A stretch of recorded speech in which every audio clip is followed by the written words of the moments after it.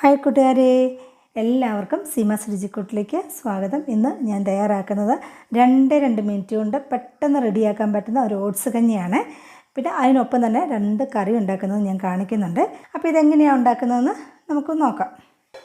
ഒരു ചെറിയൊരു പാത്രത്തിലേക്ക് ഞാൻ 2 ഗ്ലാസ് വെള്ളം ഒഴിച്ചു കൊടുക്കുന്നുണ്ട്. ഫ്ലെയിം ഒന്ന് ഓണാക്കി കൊടുക്കാവേ.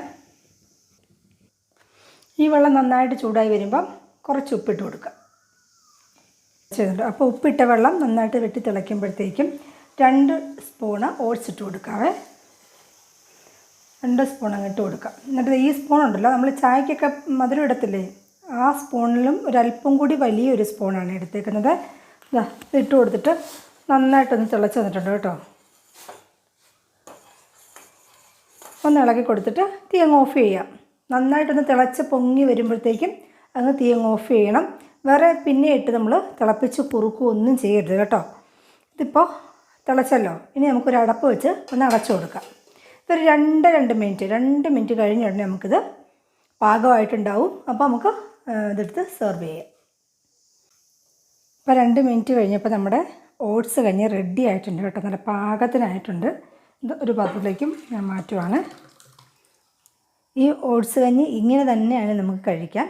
വേണമെങ്കിൽ ഒരു അല്പം കുരുമുളക് പൊടിയും കൂടി വേണമെങ്കിൽ ചേർത്ത് കൊടുക്കാം. ഇപ്പോൾ ഇതിനൊപ്പം ഞാൻ 2 കറികൾ കൂടി ഉണ്ടാക്കുന്നുണ്ട്.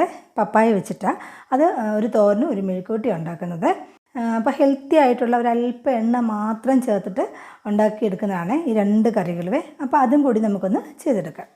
ഇടത്തരം വലിപ്പമുള്ള ഒരു പപ്പായയുടെ പകുതി എടുത്തിട്ടുണ്ട്. അത് നമ്മൾ സാധാരണ മെഴുക്കുവരട്ടിയൊക്കെ അരിയുന്ന പോലെ നീളത്തിൽ ഞാൻ അരിഞ്ഞെടുത്തിട്ടുണ്ട് കേട്ടോ. തീരെ ചെറുതുമല്ല, എന്നാൽ ഒത്തിരി കട്ടിയില്ല. ഈ പരുവത്തിലാണ് അരിഞ്ഞെടുത്തിരിക്കുന്നത്. ഇത് തയ്യാറാക്കാനായിട്ട് ഒരു മിക്സിയുടെ ജാറിലേക്ക് ഒരു 4 വത്തൽമുളക്, ഇത് പിരിയമുളകാണ് എൻ്റെ ഇരുന്നത്. അപ്പോൾ സാധാ മുളക് നിങ്ങളുടെ കയ്യിൽ ഇരിക്കുന്നെങ്കിൽ അതെടുത്താലും മതി. ഇതിൽ 4 എണ്ണം എടുത്തിട്ടുണ്ട്. ഇതെല്ലാം ഒന്ന് ചെറുതായിട്ടൊന്ന് മുറിച്ചിട്ട് കൊടുക്കാവേ. ഇനി ഒരു 4 വലിയ ഉള്ളി എടുത്തിട്ട് ഒന്ന് നെടുകെ ഒന്ന് മുറിച്ചെടുത്തിട്ടുണ്ട്, അതും ഇട്ട് കൊടുക്കുക. പിന്നെ ഇതിലേക്ക് കുറച്ച് ഉപ്പും കൂടി ഇട്ട് കൊടുക്കുക. ഇനി ഇത് നന്നായിട്ടൊന്ന് ചതച്ചെടുക്കാവേ. ഇത് നന്നായിട്ടൊന്ന് ചതച്ചെടുത്തിട്ടുണ്ട്. ഒരു പാൻ നന്നായിട്ടൊന്ന് ചൂടായി വരുമ്പോഴത്തേക്കും കുറച്ച് ഓയിൽ ഒഴിച്ച് കൊടുക്കാവേ. ഒരല്പം ഓയിൽ മതി കേട്ടോ. ഓയിൽ നന്നായിട്ട് ചൂടായി വരുമ്പം ഒരു നുള്ള് ചെറിയ ജീരകം ഇട്ട് കൊടുക്കുവാണ്. ആ ജീരകം ഒന്ന് പൊട്ടി തുടങ്ങുമ്പോഴല്ലോ ഒരു ചെറിയ വെളുത്തുള്ളിയാണ്, അത് ചെറുതായിട്ട് അരിഞ്ഞെടുത്തിട്ടുണ്ട്, അതുകൂടി ഇട്ട് കൊടുക്കുക.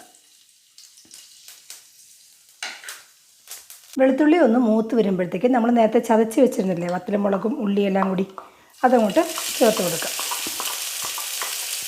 ഈ എണ്ണയിലൊന്ന് ഇതൊന്ന് നന്നായിട്ടൊന്ന് വഴറ്റിയെടുക്കാം.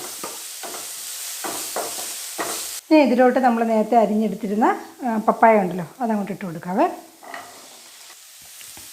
ഇനി ഇതെല്ലാം കൂടി നന്നായിട്ടൊന്ന് മിക്സായി വരട്ടെ. അപ്പോൾ നന്നായിട്ടൊന്ന് ചൂടാകണം. ഹൈ ഫ്ലെയിമിട്ട് തന്നെ നമുക്ക് നന്നായിട്ടൊന്ന് മിക്സാക്കി എടുക്കാവേ. അപ്പോൾ ഇതെല്ലാം കൂടി നന്നായിട്ടൊന്ന് ചൂടായി വന്നിട്ടുണ്ട്. നന്നായിട്ട് ആവിയും വന്നു തുടങ്ങിയിട്ടുണ്ട്. അപ്പോൾ ഈ സമയത്ത് നമുക്കൊന്ന് അടച്ചു കൊടുക്കാം. ഇനി ഇതൊന്ന് അടച്ചു കൊടുത്തിട്ട് ലോ ഫ്ലെയിം ആക്കി കൊടുക്കാവേ. അപ്പോൾ അടച്ചു കൊടുത്തിട്ട് ഒരു 3 മിനിറ്റ് ആയിട്ടുണ്ട്. അപ്പോൾ ഒന്നുകൂടെ ഒന്ന് ഇളക്കി കൊടുക്കാവേ. നന്നായിട്ട് ഒന്നുകൂടെ ഒന്ന് ഇളക്കി കൊടുക്കുക. ഈ ഇളക്കി കൊടുക്കുന്ന സമയത്ത് നമുക്കൊന്ന് ഹൈ ഫ്ലെയിം ഇട്ടിട്ട് ഒന്ന് ഇളക്കി കൊടുക്കാം. അപ്പം നല്ലതായിട്ട് ഒന്നുകൂടെ ഒന്ന് ചൂടാവുകയെ. ഇനി ഒരു 3 മിനിറ്റും കൂടി ഒന്ന് അടച്ച് വെച്ചാൽ മതി കേട്ടോ. അപ്പോഴത്തേക്ക് നമ്മുടെ പപ്പായ മെഴുക്കുവരട്ടി റെഡി ആയിട്ടുണ്ടാവുകയെ. ഇനി ഒരു 3 മിനിറ്റും കൂടി ഇങ്ങനെ തന്നെ ചെറു തീയിൽ കിടന്ന് വേവട്ടെ. ഇനി ഇത് തുറന്ന് നോക്കാം. ഇപ്പോൾ വീണ്ടും ഒരു 3 മിനിറ്റ് ആയിട്ടുണ്ട്. ഇപ്പോൾ നമുക്ക് ഫ്ലെയിം ഒന്ന് നന്നായിട്ടൊന്ന് കൂട്ടി കൊടുത്തിട്ട് നന്നായിട്ടൊന്ന് മിക്സ് ആക്കി എടുക്കാം. ഈ സമയത്ത് ഒരു അല്പം കറിവേപ്പില ഇട്ട് കൊടുക്കുന്നുണ്ട്. 1-2 മതി കേട്ടോ. അപ്പോൾ ഇതായിട്ടുണ്ട്. ഇനി ഞാൻ തീ ഒന്ന് ഓഫ് ചെയ്ത് കൊടുക്കുകയാണ്. ഇത് നമുക്ക് വേറൊരു പാത്രത്തിലേക്ക് മാറ്റാം. ഒരു വലിയൊരു പപ്പായയുടെ പകുതി എടുത്തിട്ട് ചെറുതായിട്ട് അരിഞ്ഞെടുത്തേക്കുന്നതാണ്. ഇത് ചോപ്പർ വെച്ചിട്ട് അരിഞ്ഞെടുത്തേക്കുന്നത് കേട്ടോ. കൈകൊണ്ട് ചെറുതായിട്ട് കൊത്തി അരിയുവാണെങ്കിൽ അതിൽ കുറച്ചുകൂടെ രുചി ഉണ്ടെന്നാണ് എനിക്ക് തോന്നുന്നത്. അപ്പോൾ ഇത് എളുപ്പത്തിനായിട്ട് ഞാനൊരു ചോപ്പർ വെച്ചിട്ടാണ് അരിഞ്ഞെടുത്തത്. അപ്പോൾ ഒരു പപ്പായയുടെ പകുതി എടുത്തിട്ടുണ്ട് കേട്ടോ. ഒരു മിക്സിയുടെ ചെറിയ ജാറിലേക്ക് ഇതുപോലെ ഒരു പിടി തേങ്ങ ഇട്ട് കൊടുക്കുന്നുണ്ട്. ഈ തേങ്ങയുടെ കൂടെ ഒരല്ലി വെളുത്തുള്ളി ചേർത്ത് കൊടുക്കുക. പിന്നെ 4 പച്ചമുളക് എടുത്തിട്ടുണ്ട്. ഇതൊരു എരിവുള്ള പച്ചമുളക് തന്നെയാണ് കേട്ടോ. ഇതൊരു പപ്പായയ്ക്കൊരു അല്പം എരിവുള്ളത് നല്ല രുചിയാണ്. അപ്പോൾ തീരെ എരിവ് കുറഞ്ഞാലും പപ്പായയ്ക്കൊരു സുഖം കാണത്തില്ല. അതും കൂടി ഇട്ട് കൊടുക്കുക. പിന്നെ 2 വലിയ ഉള്ളി എടുത്തിട്ടുണ്ട്, അതും കൂടി ഇട്ട് കൊടുക്കുക. അല്പം മാത്രം ചെറിയ ജീരകം, അതും കൂടി ചേർത്ത് കൊടുക്കുക. കുറച്ച് മഞ്ഞൾപ്പൊടിയും കൂടി ഇട്ട് കൊടുക്കുക. ഇനി ഇതെല്ലാം കൂടി ഒന്ന് നന്നായിട്ടൊന്ന് ചതച്ചെടുക്കുക. ഒരു പാൻ നന്നായിട്ടൊന്ന് ചൂടായി വരുമ്പോഴത്തേക്കും ഒരല്പം ഓയിൽ ചേർത്ത് കൊടുക്കാവേ. ഇത്ര ഓയിൽ ഞാൻ ചേർത്ത് കൊടുത്തിട്ടുള്ളത്.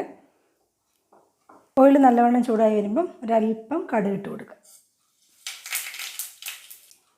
കടുക് പൊട്ടി അങ്ങോട്ട് തീരുമ്പോഴത്തേക്കും ഈ നമ്മൾ നേരത്തെ ചതച്ചെടുത്തില്ലേ തേങ്ങയും പച്ചമുളകും എല്ലാം കൂടി അതങ്ങോട്ട് ഇട്ട് കൊടുക്കാവേ. ഇപ്പോൾ ഈ അരപ്പെല്ലാം ഒന്ന് നന്നായിട്ടൊന്ന് ചൂടായി വന്നിട്ടുണ്ട്. സമയത്ത് ഒരു തണ്ട് കറിവേപ്പില അങ്ങോട്ട് ഇട്ട് കൊടുക്കുക. പിന്നെ ആവശ്യത്തിനുള്ള ഉപ്പും കൂടി ഇട്ട് കൊടുക്കാവേ. ആദ്യം കുറച്ചിട്ട് കൊടുത്താൽ മതി, വേണമെങ്കിൽ നമുക്ക് പിന്നെ ഇട്ട് കൊടുക്കാമല്ലോ. അപ്പോൾ ഇതിലേക്ക് ഇനി നമ്മൾ അരിഞ്ഞ് വെച്ചിരുന്ന ആ പപ്പായ ഇട്ട് കൊടുക്കുക. ഒരു പപ്പായയുടെ പകുതി എടുത്തിട്ടുള്ളത്.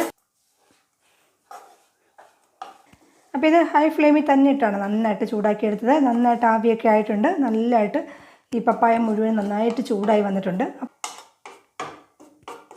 അപ്പോൾ സൈഡിൽ നിന്നൊക്കെ എല്ലാം കൂടി ഒന്ന് നന്നായിട്ടൊന്ന് ഒതുക്കി ഒന്ന് വെച്ച് കൊടുക്കാം.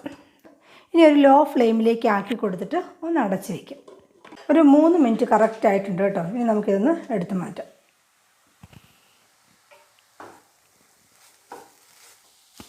ഈ ഇളക്കി കൊടുക്കുന്ന ഈ സമയത്ത് നമുക്ക് വേണമെങ്കിൽ ഹൈ ഫ്ലെയിമിൽ അങ്ങ് ഇട്ട് കൊടുക്കാം.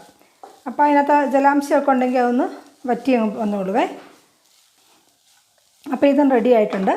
നമുക്കിത് വേറെ പാത്രത്തിലേക്ക് മാറ്റാം. അപ്പോൾ ഇത് തന്നെയാണെങ്കിലും കഴിക്കാം, ഏത് കറിയുടെ കൂടെ വേണമെങ്കിലും നമുക്ക് ഈ ഓട്സ് കഞ്ഞി കഴിക്കാവുന്നതേ ഉള്ളൂ. നല്ല സൂപ്പറായിട്ടുള്ളതുണ്ടോ, കറക്റ്റ് പാകത്തിന് വെന്ത് വന്നിട്ടുള്ള ഒരു കഞ്ഞിയാണിത്. അപ്പോൾ നിങ്ങളെല്ലാവരും ഒന്ന് ട്രൈ ചെയ്ത് നോക്കാം. എല്ലാവർക്കും ഇഷ്ടമായെന്ന് വിശ്വസിക്കുന്നു. ഇഷ്ടമെങ്കിൽ ലൈക്ക് ചെയ്യുക. തുടർന്നും എൻ്റെ വീഡിയോ ലഭിക്കുന്ന എൻ്റെ ചാനലൊന്ന് സബ്സ്ക്രൈബും ചെയ്യണേ. Okay, thank you.